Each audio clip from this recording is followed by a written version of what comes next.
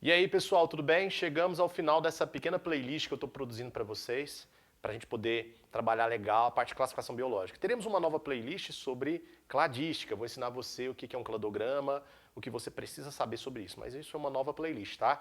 Essa vai se concentrar apenas nos critérios de classificação biológica segundo, parâmetros lineanos, tá? Que a gente estudou lá, o reficofage. Fechou?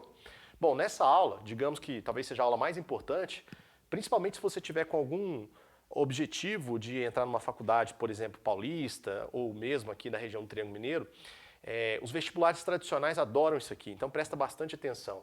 Né? Eu vou te mostrar os critérios para você escrever o nome técnico-científico. O que é o nome técnico-científico? É o nome que a gente usa para designar corretamente os seres, ou o taxon, né? Que representa uma espécie, um gênero, ou mesmo subgêneros, subespécies. Né? É um nome científico, né? É um nome padrão, técnico padrão. O nome técnico científico ele pode ser binômio. Vou explicar agora. Ou ele pode ser um trinômio, que é o que eu vou te explicar no segundo quadro, fechou? Bom, o binômio é o nome técnico científico para designar os seres que representam uma espécie, tudo bem? Bom, eu coloquei aqui um exemplo para vocês para ficar mais fácil. Esse danadinho que você está vendo aqui é o mosquito transmissor de uma das viroses mais inconvenientes, né, que atinge a nossa região, quiçá o Brasil inteiro, a dengue. Esse é o mosquito transmissor da dengue. Ele é conhecido por aí com vários nomes, né? Mas o nome técnico dele é Aedes aegypti. Tudo bem? Olha que legal, pessoal. O nome técnico ele tem um propósito, uma finalidade. Sempre que você usa um nome técnico científico, você quer universalizar a sua comunicação, a sua linguagem, tá? Esse é o objetivo máximo do nome técnico científico, ou simplesmente nome científico. Universalização, né? Deixar a coisa redondinha, para todo mundo entender. Em qualquer lugar do mundo que eu for e usar o nome técnico, todos vão saber todos vão saber do que se trata. Era isso que eu queria dizer, tá? Então o nome técnico científico ele é um nome universal. Para funcionar, a gente precisa adotar algumas regras, algumas coisinhas devem ser obedecidas, porque senão não funciona, tá? Bom, primeira regra. No caso do binômio, ele é escrito sempre com dois nomes, beleza? Esses dois nomes eles são escritos em latim ou latinizados. O latim é uma língua que não sofre mais, né, mudanças ortográficas. É considerada por alguns autores como uma língua morta. Por isso que ela é usada na escrita do nome científico. Então o latim será sempre o latim. Nunca vai mudar, tá? Por isso que a gente adota essa língua. Beleza. Além disso, esses dois nomes eles têm que estar destacados no corpo do texto. Eles têm que chamar a atenção do leitor. Beleza? Esse destaque ele pode ser feito em itálico, negrito ou sublinhado. Beleza? Itálico, negrito ou sublinhado. Geralmente quando a gente escreve à mão, a gente sublinha, tá? Separadamente os nomes. Agora, quando você está digitando um texto, você pode usar o negrito ou o itálico. Antigamente, muito antigamente, usava-se também as aspas, né? As marcações em aspa. Hoje a gente quase não fala mais disso, não usa mais isso, então a gente nem cita isso mais para não fazer confusão na cabeça do estudante. Beleza? Bom, o primeiro nome do binômio, ele representa o gênero, ou o nome genérico, né? Nesse caso aqui, Aedes. Perceba que a inicial é escrita de forma maiúscula, porque trata-se de uma classe gramatical chamada de substantivo, né? Que dá nome aos seres, então deve ser escrito com letra maiúscula. O segundo nome é o epíteto específico ou nome específico, tá? Isso aqui pode representar uma qualidade, pode ser usado também para homenagear alguém. Aliás, antigamente, quando a gente usava o segundo nome para homenagear uma pessoa, era comum a inicial ser escrita de forma maiúscula. Hoje em dia caiu em desuso isso, tá? Estou te falando isso por quê? Porque pode ser que você leia um texto antigo de biologia e aí você lê, por exemplo, assim, Trypanosoma cruzi. Lembra? O Trypanosoma cruzi é o causador do mal de Chagas. O cruzi é uma homenagem ao médico Oswaldo Cruz. E aí o que acontece? Eles colocavam o nome com inicial maiúsculo para fazer, né, a referência ao Oswaldo Cruz. Hoje em dia a gente não usa isso mais. Então, o segundo nome, que é o epíteto específico, ou nome específico, ele é escrito todo por extenso, com letra minúscula, beleza? Os dois nomes juntos, o nome genérico e o epíteto específico, juntos formam o binômio ou o nome da espécie, tá? Você pode falar binômio ou nome da espécie. Interessante é o seguinte, seguido do binômio, você vem aqui com o nome do autor, vírgula e a data da publicação ou da descrição do nome científico. Legal, né? E aí, puxando o gancho para a gente aproveitar e lembrar lá da primeira aula da playlist, eu vou fazer com você aqui toda a classificação completa deste animal que é portador de uma das piores, né, dos piores vírus que pode causar uma das piores viroses aqui no nosso território nacional, que é a dengue. Então vem comigo, olha que interessante. O Aedes aegypti, ele é representante da espécie Aedes aegypti, tá aqui o nome da espécie, ok? Você pode falar espécie Aedes aegypti ou taxon Aedes aegypti. Perceba, olha só o que eu fiz aqui, eu coloquei A.aegypti. Depois que o nome científico apareceu uma vez no texto por extenso, você pode abreviá-lo. De que maneira, Rude? Você abrevia o nome científico. Você abrevia o primeiro nome, que é o nome genérico. Coloca a inicial maiúscula, ponto, e o segundo nome, que é um nome específico, você escreve por extenso de forma minúscula, igual eu fiz ali, ó. Inicial maiúsculo, ponto, resto minúsculo. Então, aquela é a forma abreviada, tá bom? Beleza. Você só pode colocar a forma abreviada depois que o nome científico, o binômio nesse caso, já apareceu no texto escrito por extenso. Como apareceu aqui no meu quadro, eu pude abreviá-lo. Bom, a espécie Aedes aegypti pertence ao gênero Aedes. Lembra que as categorias são inclusivas, lembra? Bom, espécie Aegypti faz parte do gênero Aedes. Tá? Você pode falar gênero Aedes ou taxon Aedes. Show! O gênero Aedes faz parte da família Culicidae, a família dos culicídeos, famosos pernilongos. Dá uma olhada para você ver aqui no tamanho das pernas. Tá? São bem longas. Beleza?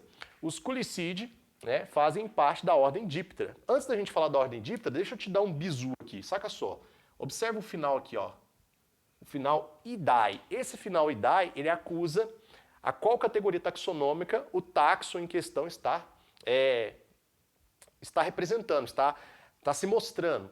Nesse caso, o final Idae, o sufixo Idae, ele acusa quem? Ele acusa que o taxon está dentro da categoria família. Então, o taxon Culicidae pertence à categoria família, beleza? Se liga nisso aí. Agora, olha aqui, ó. Os culicídeos, eles fazem parte de uma ordem, que é uma categoria superior, chamada de Diptera. Quem são os dípteros? São os animais que apresentam dois pares de asas, um bem desenvolvido e um pequenininho aqui, ó. Vou pintar de preto para você. Esse par pequenininho tem um desse lado, um do outro lado, né? Esse par pequenininho aqui é uma asa atrofiada que a gente chama de balancim. O balancim é o que faz aquele zunido, quando o mosquito chega perto do seu ouvido. A vibração desse par de asa atrofiado causa aquele efeito sonoro desagradável que ninguém curte, né? Beleza? Bom, díptero porque duas asas desenvolvidas e duas atrofiadas. Né? Ao contrário dos outros insetos alados que têm 4 asas, aqui você tem 2 desenvolvidas e 2 atrofiadas. Fechou?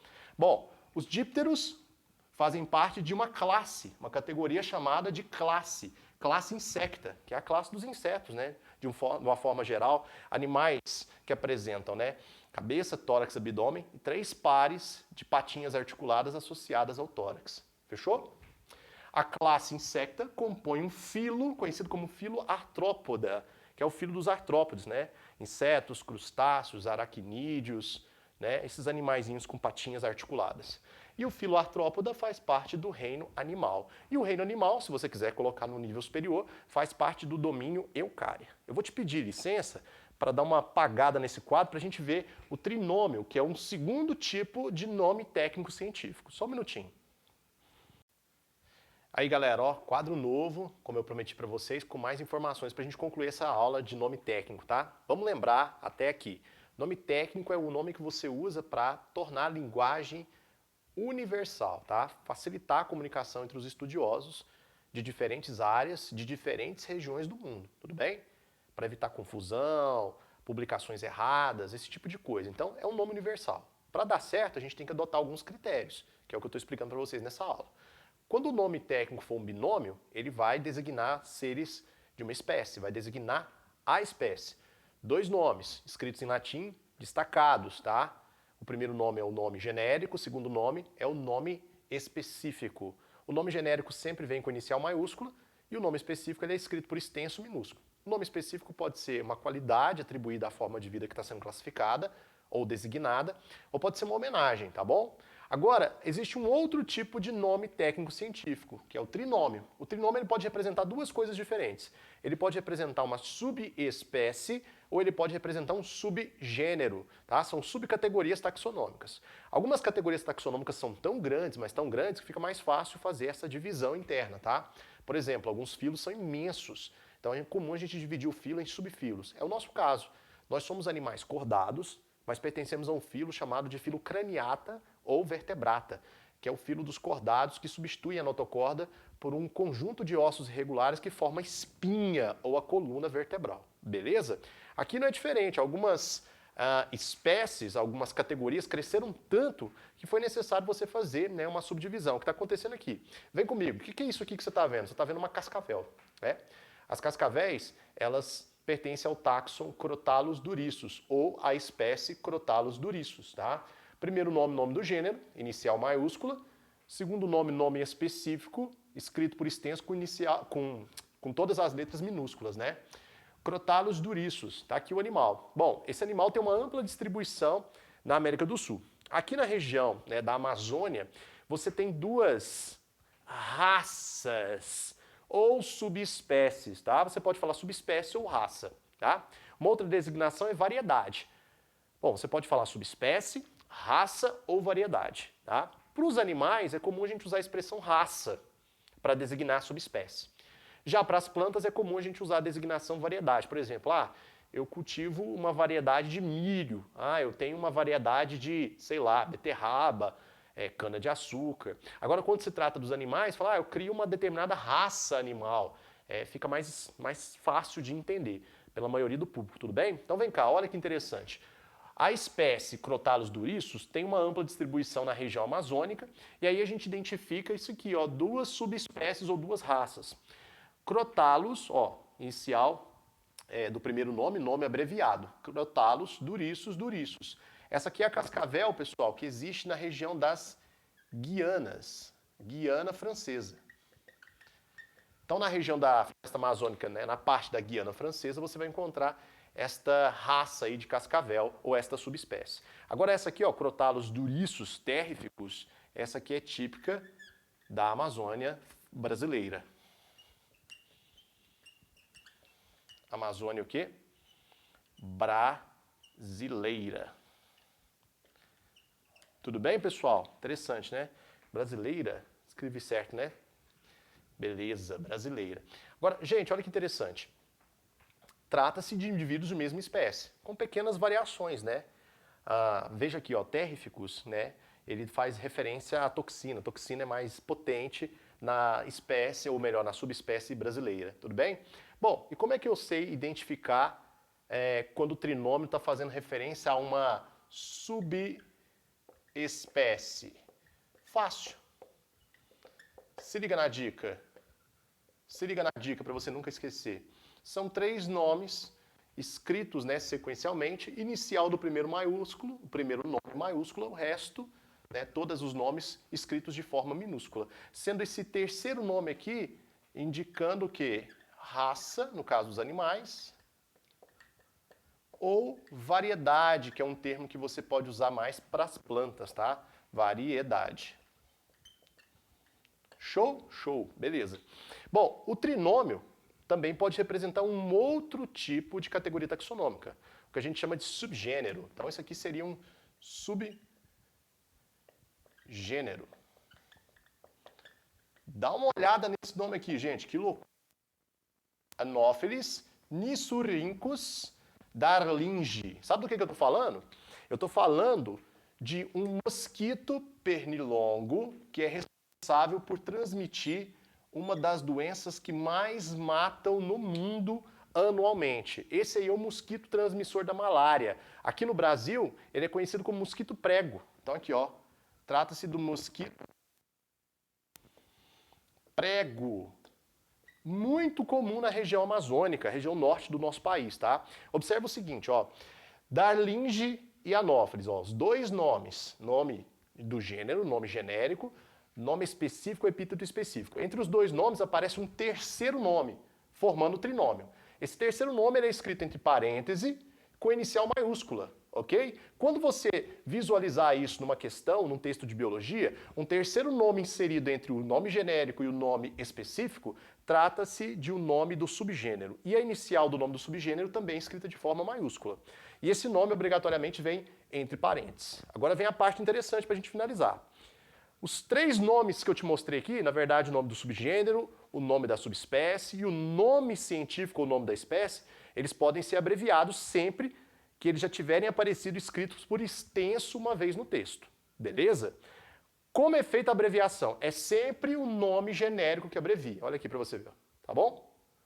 Se eu tivesse que escrever esse nome mais uma vez no meu quadro, eu não abreviaria esse, nem esse, e sim esse. Tá?